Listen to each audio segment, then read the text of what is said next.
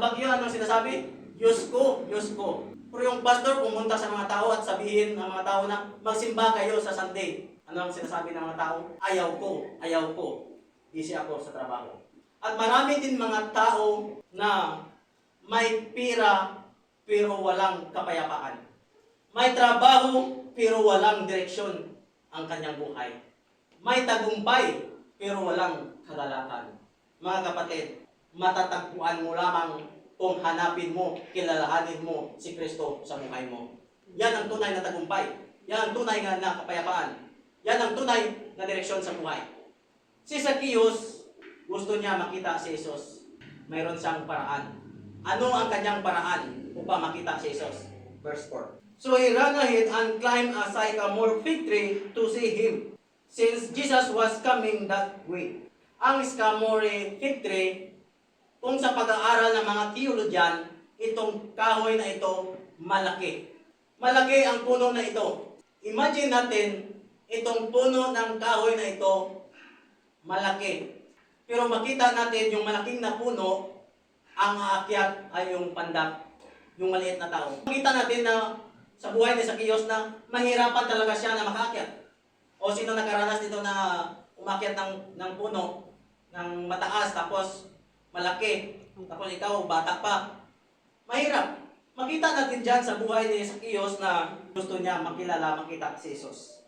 Lahat yan ay ginawa niya. Hindi dahilan ang maraming tao. Hindi dahilan na siya maliit o pandak na tao. Kahit mahirap sa kanya, ginawa niya dahil gusto niya. Makita natin na mahirap talaga siya makaakyat, pero mayroon siyang desire sa kanyang buhay. Mayroon siyang determinasyon, kaya ginawa na yon. Sa atin ngayon mga kapatid, ano ba ang ating desire? May desire ba tayo? Mayroon ba tayong determinasyon na palaging maging kasama natin ang Panginoon? Pero ang nangyayari sa atin, ayaw na magsimba. Ayaw na mag-attend ng Bible study. Ayaw na magbasa ng Biblia. Ayaw na mag-practice. Minsan nga, yung prayer natin, kung malala natin, mag-pray lang tayo. Kung yun ang dahilan o yan ang nangyayari minsan sa buhay natin, sinasabi natin, busy ako sa trabaho, busy ako sa pag-aaral, napapagod ako, mayroon pa akong tatapusin na labahin. Kaya hindi ko makapagsimba ngayon. Maggala pa kami ng kaibigan ko, mag-outing, kung saan-saan gusto nila, at ayaw ko minsan pumunta sa church kasi mayroon doon tao na ayaw ko makita siya. Minsan yan nangyayari. Ayaw kong magsimba dahil palagi na lang ako nakikita. Palagi na lang ako sinasabihan na mag-worship leader, mag-opening prayer, kung ano-ano pa dyan. Pero kung iisipin natin, ang lahat yan dapat nasa Panginoon. Ginawa mo yan hindi para sa sarili mo, hindi para sa ibang tao, kundi ginawa mo yan para sa Panginoon. Kung yun ang mga dahilan na nangyayari o mga dumating sa buhay natin, mga kapatid, hindi po tayo mag-grow sa ating spiritual na buhay. Hindi po tayo mag-mature sa ating pananampalataya diyan sa Diyos. Kung yun ang ating pag-iisip. Kung gusto mo mag-grow, gawin mo ang pinapagawa sa iyo. Ipagpatuloy mo ang gawain para sa Panginoon. Dahil ang taong gusto makalapit at sumunod sa Diyos, kailangan iwan ang pride. Magpakumbaba sa kanyang sarili at magpatawa din sa kanyang kapwa. At aminin natin na kailangan mo, kailangan ko, kailangan natin ang Panginoon sa buhay natin. Kaya kung gusto natin na makalapit at sumunod sa Panginoon, ulitin ko, iwan ang pride, pakumbaba at pagpatawad sa kapwa. At aminin natin na kailangan mo, kailangan ko, kailangan natin ang Panginoon sa buhay natin. Ang lahat nasa Kanya, pati yung buhay mo, galing yan sa Kanya. At tutuusin, wala talaga tayong magagawa sa ating buhay kung wala ang Panginoon. Mga kapatid, walang rason na hindi ka mag-worship leader. Walang rason na hindi ka magpagamit para sa Panginoon. At walang rason na ayaw mo sumunod sa Diyos dahil ang lahat ay nasa Panginoon. Verse 5 and 6. When Jesus reached the spot, he looked up and said to him, Zacchaeus, I must stay at your house today. So he came down at once and welcomed him gladly.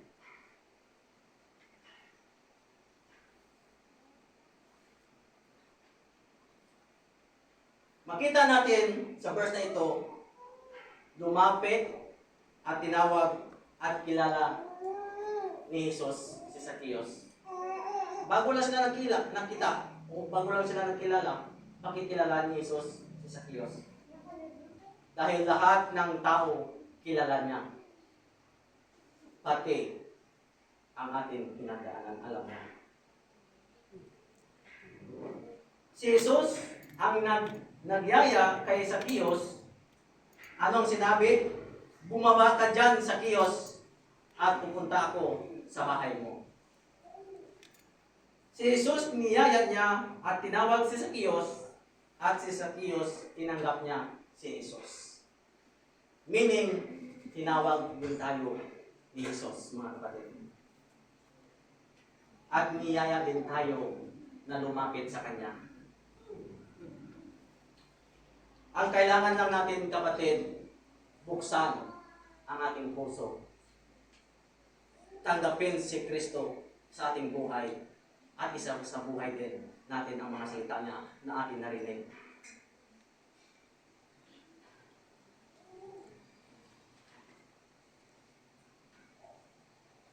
Dahil ang taong tumanggap kay Jesus ay sagot kanya.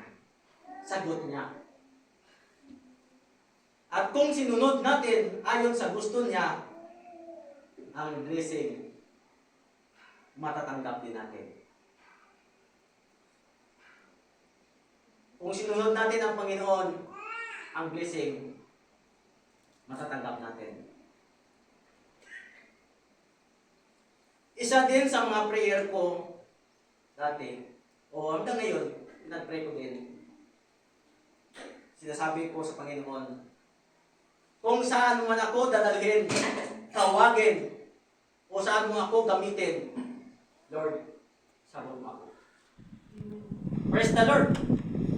Dahil hindi niya kami pinapabayaan. Lahat ng pangailangan namin, binibigay ng Panginoon.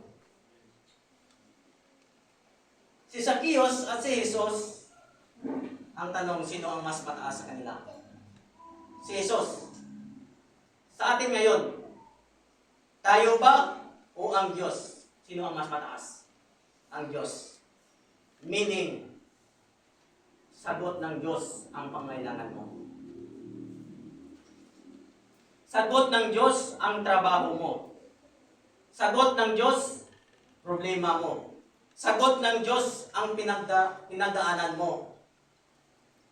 Sagot ng Diyos ang naramdaman mo. At sagot din ng Diyos ang kaligtasan mo kung susunod tayo kay Jesus. Pati din, sagot ng Diyos, utang mo. Sino may utang dito? Isa na kami doon. May utang. Nung sa Thailand kami, kahit may trabaho kami,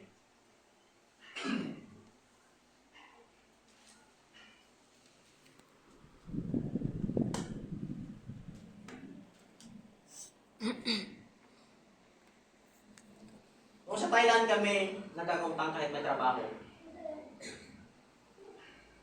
Pero nung dito na kami, tinawag ng Panginoon, at pinadala niya kami dito, yung utang namin, nababayaran. Salamat sa Panginoon, dahil hanggang ngayon, nagbabayad pa kami. Tuti na lang. Yan ang kahalagahan kung tayo sumunod sa Panginoon. Amen. Dahil lahat ng pangailangan mo, sagot ng Panginoon. Verse 7. All people saw this and began to mutter, he has gone to the guest of a sinner. Kung may marites ngayon, noong unang panahon may marites din pala. Akala ko ngayon lang yan eh. Anong sinasabi kay Zacchaeus sa mga tao? He has gone to the case of a sinner. Makasalanan yung tao. Bakit doon pa si Jesus pumunta sa kanyang bahay? Nagulong-gulungan eh. Marites yun. May dalawang magkaibigan.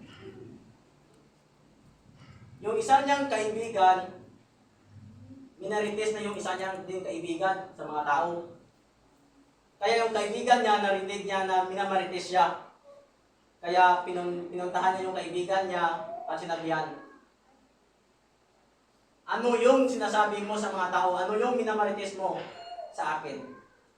Ang sagot ng kaibigan niya, ito yung sinasabi ko sa iyo sa mga tao. Yung mukha mo parang unggoy. Alam mo kanong sagot ng kaibigan niya?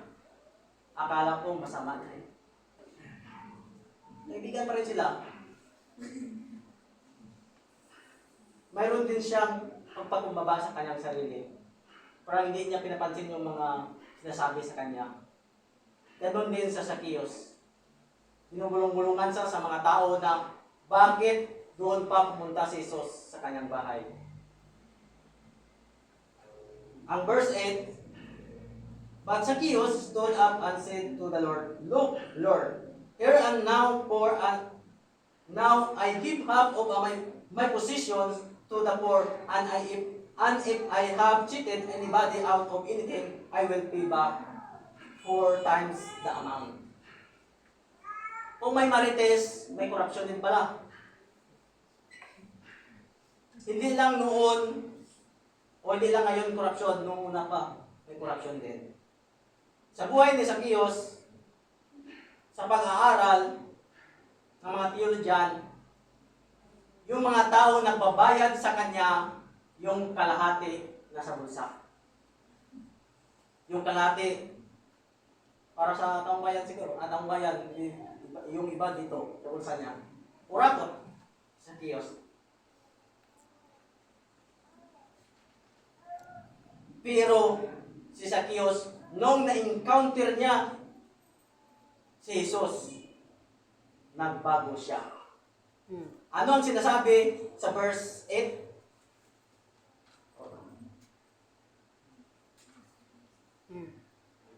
Lord,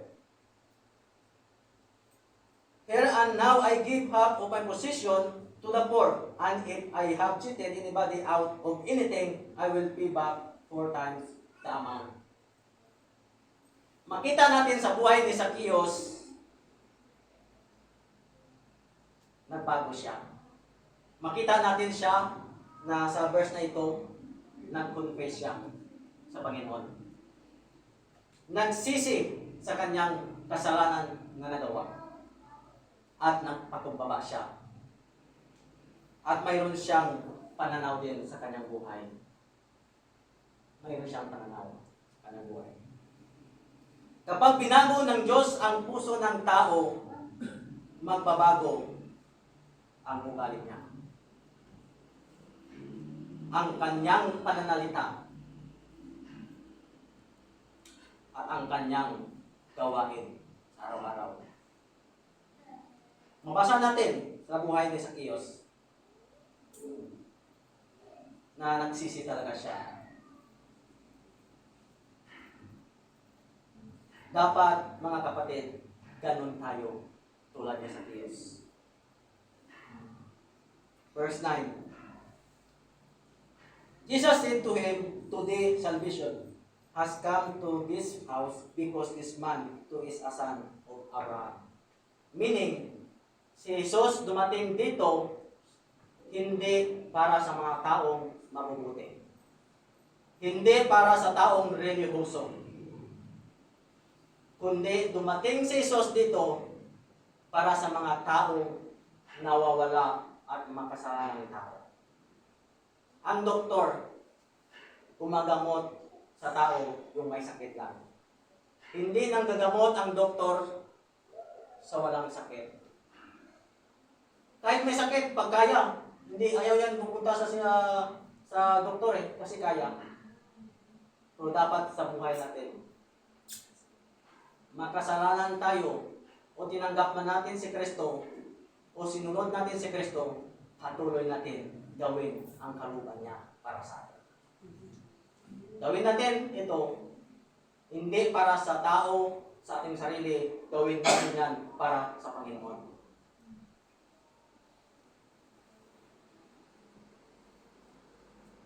Lahat po tayo makasalanan. Walang isa na matitino. Kaya, tanggapin natin si Kristo sa buhay natin na ating tagapagligtas. Ano ang dapat natin gawin upang tayo maligtas? Acts chapter 16, verse 31. Wala dyan. Ang jail guard ang nagtanong nito kay Apostol Pablo at kay Silas. Ang sabi ng jail guard, ano ang dapat kong gawin upang ako ay maliligtas? Ang sagot ni Apostol Pablo sa verse 31, they replied, believe in the Lord Jesus and you will be saved, you and your household. Yan ang kaligtasan ng isang tao kung naniniwala tayo sa ating Panginoong Jesucristo. Ngayon mga kapatid, sabihin natin sa ating sarili na ako handa na lumapit kay Jesus. Handa na ako magsisi sa aking mga kasalanan. At hayaan ko o hayaan natin ang buhay natin na baguhin ni Jesus. Hayaan natin. Huwag tayo mag-decide sa ating sarili, hindi natin hayaan. Gusto ko magbago. Pero wala ka naman ginagawa, wala pa rin. Kaya sinasabi natin, naniwala ako sa Panginoon natin. Pero hindi ka naman lumalapit sa Panginoon. Hindi ka naman nakikinig sa mga sinasabi ng salita ng Panginoon. Wala pa rin. Dapat kung naniwala ka, sundin mo, gawin mo ang gusto ng Panginoon. Tandaan po natin ang verse 10 na sinasabi. For the Son of Man came to seek and to save the lost. Ang hinahanap ng Panginoon, yung mga nawawala at yung mga taong makasalanan. Ang challenge sa ating mga kapatid ngayong umaga, gumawa ng tama kahit mahirap tulad ni Zacchaeus. Handang magbago kahit may kapalit na sakripisyo o hirap sa kanyang buhay. Hindi naman basta-basta yung ginawa niya. O isipin mo, lahat 4 times ibigay niya sa mga tao. Dahil nakita natin ang pagbago ni Zacchaeus. May sakripisyo talaga siya. Magbago ng totoo at tanggapin si Kristo. Bigyan po natin ng panahon, oras, ang Panginoon sa ating buhay. Hindi lang po na lalapit lang tayo kung may pangailangan tayo. Kung pangailangan man tayo o kung wala, lumapit tayo sa Panginoon.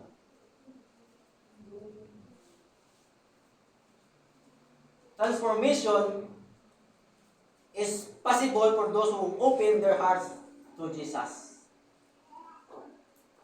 Kung kailangan mo tanggapin si Jesus, ngayon na kapatid, buksan na natin ang ating puso. If you hear God's word today, do not harden your heart for Jesus. Let us pray. Panginoon, sa umagang ito, salamat sa mga salita mo. Salamat na ikaw ang nagparating sa amin ito. Salamat, Panginoon, dahil may Diyos kami na malalapitan, maaasahan, at may Diyos kami nakikinig at alam ang aming mga puso at isipan. Aming mga desire sa aming buhay, Panginoon. Salamat, Panginoon, ang mga salita mo ito na paintulutan mo, Panginoon, na mag-grow kami, ma-mature kami sa aming pananampalataya dyan sa inyo. Panginoon, Gawin mo kaming ilaw at asin sa mundo ito. Panginoon, sa mga anak mo nandito ngayon, ikaw ang magpapatuloy magkausap sa kanila. So, sa iyong mga salita. Parating sa kanila, Panginoon, ang gusto mong iparating. Panginoon, sa umagang ito, ikaw ang magpatuloy na mapasadigna sa amin. Patuloy ka na gagabay sa amin. Patuloy ka na mangunguna sa aming mabuhay. Panginoon, sa umagang ito, tinataas namin, pinupuri ka namin ang iyong pangalan. In Jesus' name we pray. Amen. Amen. God bless you.